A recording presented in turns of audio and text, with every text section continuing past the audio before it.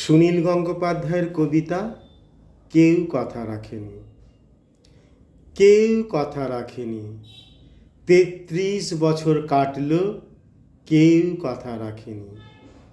ছেলেবেলায় এক বষ্টমী তার আগমনী গান হঠাৎ থামিয়ে বলেছিল, শুক্লা দ্বাদশীর দিন অন্তরাটুকু শুনিয়ে যাবে।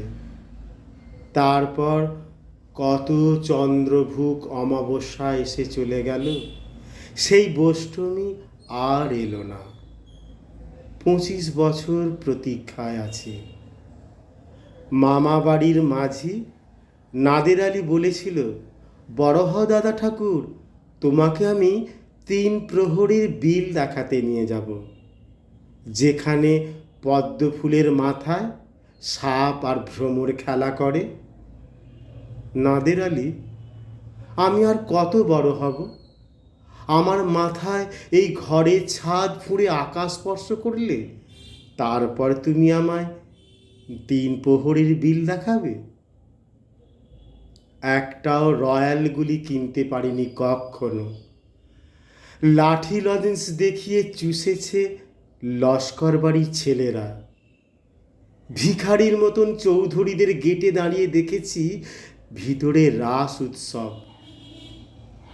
অবিরল রঙের ধারার মধ্যে সুবর্ণ কঙ্কণ পরা ফর্সা রমণীরা কত রকম আমোদে হেসেছে।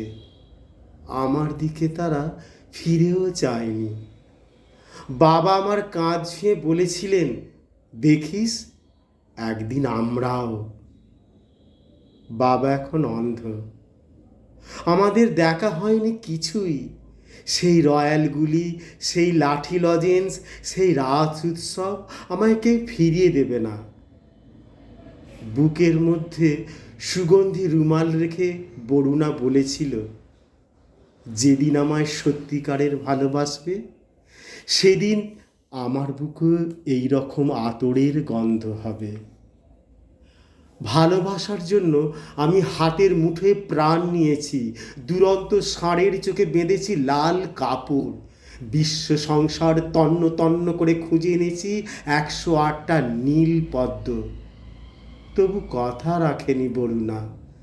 এখনও তার বুকে শুধুই মাংসের গন্ধ। এখন সে যে কোনো নারী। কেউ কথা রাখেনি। ৩৩ বছর কাটল, কেউ কথা রাখে না।